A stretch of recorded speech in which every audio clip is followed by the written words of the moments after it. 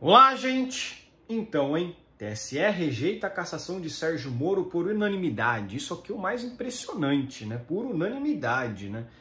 O TSE rejeitar uma cassação de alguém que eles, né, repudiam tanto, né? Que é o Sérgio Moro, né? Que foi o líder da Lava Jato, né? O juiz da Lava Jato, né? O cara que condenou diversas pessoas, que foi o cabeça, né, das condenações, o cabeça, né? Que buscou a justiça, né, enfim, de vários corruptos, né, que agora a Operação Lava Jato agora não existe mais, né, acabou, né, a Operação Lava Jato foi enterrada pelo STF, pelo STF, né, porque o TSE não julga muito essas ações de corrupção, né, é mais o STF mesmo, né. Então o STF ele acabou com a Lava Jato, né, o STF acabou com a Lava Jato, né, e em defesa do Lula, lógico, né, o Bolsonaro ele vacilou em ter colocado o Cássio Nunes lá, evidente, eu já falei aqui em diversos outros vídeos, né, acho que o Bolsonaro fez péssimas indicações, muita gente que ficou no ouvido dele falando para ele fazer algumas indicações, obviamente são infiltrados, né, são pessoas maliciosas, né, o Bolsonaro ouviu muita gente que não presta, essa é a verdade, né, infelizmente temos que aturar o Cássio Nunes e eu não sei não se o Cássio Nunes vai ter peito para bater de frente com o sistema para botar o Bolsonaro como elegível em 2026. Mas enfim, isso aqui é outra conversa para outro vídeo, né? De fato, isso surpreendeu, porque o TSE condenou o Deltan Dallagnol por unanimidade quando o cassou, né? Foi um absurdo, né? A cassação do Deltan Dallagnol foi uma absurda, né? Cassaram o Deltan Dallagnol por ele ter saído do MP para disputar uma eleição, como se não, ele saiu do MP porque ele queria evitar um processo administrativo disciplinar. Caramba, como é que você pode alegar isso, sendo que nem teve o processo administrativo disciplinar, né? Cara, isso é o que é o mais chocante. Eles condenaram o Deltan por total falta de provas, enquanto isso eles absolveram a chapa Dilma Temer lá atrás por excesso de provas. Enfim, mas essa decisão aqui está correta, eu vou dizer por quê. O que aconteceu? Ministros seguiram o relator, votaram a favor de Moro, 7 ministros da corte: Floriano de Azevedo Marques, André Ramos Tavares, Carmen Lúcia, Cássio Nunes Marques, Raul Araújo, Isabel Galotti e Alexandre de Moraes. Em seu voto de quase 2 horas, Azevedo Marques, o relator, fez uma extensa análise sobre precedentes da Justiça Eleitoral nos casos de gastos eleitorais no período de pré-campanha e sobre todas as imputações feitas contra Moro. Ao final do voto, ministros seguiu o entendimento do vice-procurador-geral eleitoral. Ele afirmou que deveria ser considerada para análise de eventual abuso apenas os gastos no período em que Moro se mudou para o Paraná para disputar a candidatura ao Senado pela União Brasil.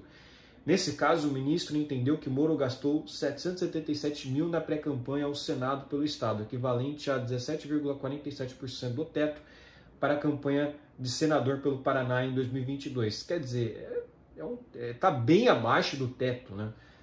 Não é algo absurdo de se gastar, né? O que estou a considerar é que gastos dessa proporção diante das circunstâncias do caso, além do lapso temporal longo da alegada pré-campanha, se apresenta bastante razoável e proporcional, não configurando abuso na pré-campanha. Eu acho que não, né? Esse foi o Floriano de Azevedo, né? Que votou, né? O ministro rejeitou todas as acusações levantadas por PT e PL, os autores das ações no TSE.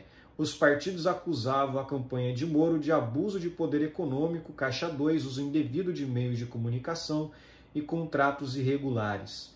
Os processos foram unificados em junho de 2023 pelo TRE do Paraná. Isso aqui eu quero comentar também. O que o senhor, né, aquele senhor presidente do PL, o Valdemar da Costa Neto, não entendeu? É que esse processo aqui sujou um pouco a imagem do PL.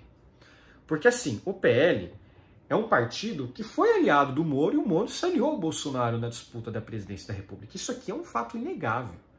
Você processar um aliado é muito complicado, ainda mais pelas circunstâncias. O próprio Bolsonaro pediu pro para o Valdemar não continuar com esse processo. E aí? Continuou com o processo e perderam. Então, quer dizer, isso aí, meu amigo, deu toda a legitimidade do Moro. E goste você ou não do Moro, é verdade, o Moro fez muita cagada, traiu o Bolsonaro lá na época da pandemia, da fraudemia, né? É verdade. Mas, querendo ou não, o Moro depois viu que fez cagada, tentou limpar cagada, se juntou com o Bolsonaro e ficou por assim mesmo. E outra coisa, o Moro venceu a disputa pelo Senado no Paraná. Isso é irrefutável. Novamente, goste você ou não do resultado, o Moro foi eleito senador legitimamente pelo estado do Paraná. Eu preferia que fosse outro, cara mais de direita, é verdade, porque o Moro também não é de muita confiança minha, mas não foi assim que o povo paranaense decidiu. E a vontade do povo paranaense deve ser respeitada, isso é um fato. Não tem o que dizer, né? Para o relator, as ações não trouxeram provas suficientes para comprovar os crimes apontados pelos partidos. O entendimento foi seguido por todos os outros 6 ministros da Corte Eleitoral, incluindo o presidente Alexandre de Moraes. Lógico, todos nós somos inocentes até que se prove o contrário. Mesmo no caso de político, né, não tem como se escapar disso, até porque o Moro não é um grande político. Inclusive, ele tentou disputar pelo Senado em São Paulo, o PT barrou ele, e ele foi para o estado do Paraná. Então é aquilo, né? Ele também teve um voto lá de um desembargador, de um ministro, do desembargador no TRF, que ele justamente comentou isso, né? O PT ativamente boicotou a candidatura do Moro a qualquer tipo de cargo dele na política. O PT boicotou. E óbvio, ele foi para o Paraná porque ele foi impedido de participar da disputa pelo Senado em São Paulo. Então ele falou, vou para o estado do Paraná, então, vou disputar aqui, já que me barraram de São Paulo porque eles falaram que eu não tenho vínculo com o estado, foi para o Paraná, o Moro é paranaense, né? E lá ele ganhou. E aí queriam deixar ele inelegível e caçá-lo por gastos de campanha que ele teria feito em outros estados. Mas, pô, ele foi impedido, ele teve que ir para outro estado mesmo. Os ministros, porém, não pouparam Moro de críticas. Apesar de rejeitarem as acusações, eles chamaram a atenção para alguns gastos de pré-campanha de Moro. Também criticaram a postura de Moro, que mudou seu plano inicial de se lançar à presidência pelo Podemos, para depois trocar de partido e acabar se lançando ao Senado pelo Paraná. Ué, o Eduardo Leite, o atual governador do Rio Grande do Sul, ele também se lançou ao plano inicial de presidência da República e depois mudou e acabou se candidatando pelo cargo de governador do Rio Grande do Sul. Ué, as pessoas mudam de ideia. O Moro achou que não tinha chance de ganhar não tinha chance de ganhar como presidente e acabou indo para a disputa pelo Senado. Qual o problema disso? Enfim, isso aqui é relevante, né? O quadro que se mostra não é exatamente o modelo ético de comportamento na pré-campanha que precisa ser levado em consideração. A ministra Carmen Lúcia querendo falar de ética. Diz a própria pessoa que basicamente acabou com a liberdade de expressão em período eleitoral, né? Lembra que ela falou que vamos acabar com a liberdade de expressão porque aqui é importante na questão da eleição, né? Quem é a Carmen Lúcia para falar de ética, né? Pelo amor de Deus, né? O último a votar, Alexandre de Moraes, saiu em defesa de gastos de Moro com segurança privada. O presidente do tribunal afirmou em seu voto que sabe o que é ser ameaçado pelo PCC. Lembrou a operação da Polícia Federal que revelou a existência de um plano para sequestrar o ex-juiz e argumentou que os gastos de Moro com segurança privada e carro blindado, questionados pelos partidos nas ações, não deveriam ser contados como gastos eleitorais. A ameaça do PCC não era uma invenção da cabeça dele. Acreditem aqueles que nunca precisaram disso. Ninguém gosta de andar com seguranças com carro blindado, afirmou Moraes. Isso aqui é o interessante. O Moraes e o Moro, né? Isso aqui pode até ser meio que complicado para alguns. Mas o Moraes e o Moro, eles podem sim se unificar num futuro próximo. Imagina o desespero da esquerda que defendeu tanto o Moraes nesses últimos anos, hein? Imagina o Moro sendo apoiado pelo Moraes, pelo Temer, por toda essa turma aí. que eles juraram atacar, né? Engraçado, né? Como que a esquerda mudou tanto rumo, né?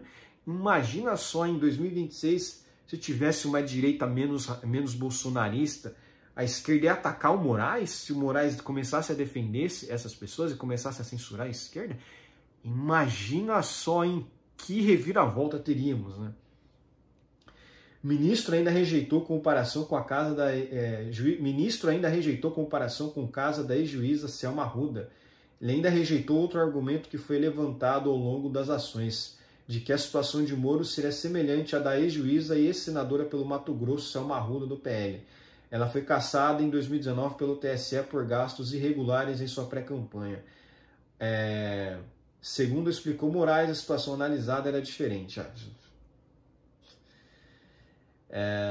Para o PL e PT, Moro teve vantagem indevida na disputa para o Senado. Em 2022, Moro tentou se lançar à presidência da República pelo Podemos, mas acabou mudando de planos e de sigla e se lançou ao Senado pela União Brasil. Na avaliação do PT e PL, a pré-campanha do ex-juiz à presidência, com gastos de mais de R$2 milhões, deu a ele mais visibilidade em relação aos concorrentes pela vaga de senador. O ex-juiz nega e chama a acusação de choro de perdedora. De fato, é choro de perdedor mesmo, né? Não tem muito o que se falar, né? O Ministério Público Eleitoral mudou de posição quando as ações foram julgadas no TRE do Paraná. O Ministério Público Eleitoral no Paraná endossou a tese das duas siglas e defendeu a cassação de Moro. Já no TSE, o vice-procurador-geral eleitoral Alexandre Espinosa se manifestou pela improcedência das ações. E também é fácil, né? Se o próprio MP julga ser contra isso, né? Fica difícil condenar o Moro mesmo, né? Porque, enfim, né? De fato, não teria muito o que se fazer aqui, né? Não tem como, né? O Moro ganhou e, enfim, não tem o que se falar, né? O Moro ganhou a eleição para o senador, não gostem disso ou não, ele é senador legítimo, né? Não tem o que se falar, não tem o que se discutir. Infelizmente essa é a verdade, né? O Moro, ele fez suas cagadas lá, mas ele foi eleito ao cargo de senador pelo estado do Paraná. E aquilo que eu falei, o Eduardo Leite também se candidatou à presidência da República. Ele desistiu e voltou a se candidatar, e se candidatou à reeleição a governador do estado do Rio Grande do Sul. Por que ninguém questionou isso, né? Enfim. Irônico, né? Mas enfim. Por hoje é só, espero que gostem do meu vídeo. Inscrevam-se no meu canal. Comentem aqui embaixo, compartilhem meu vídeo nas suas redes sociais para me ajudar na divulgação. Inscrevam-se no meu canal no Rumble usando VPN. Um abraço.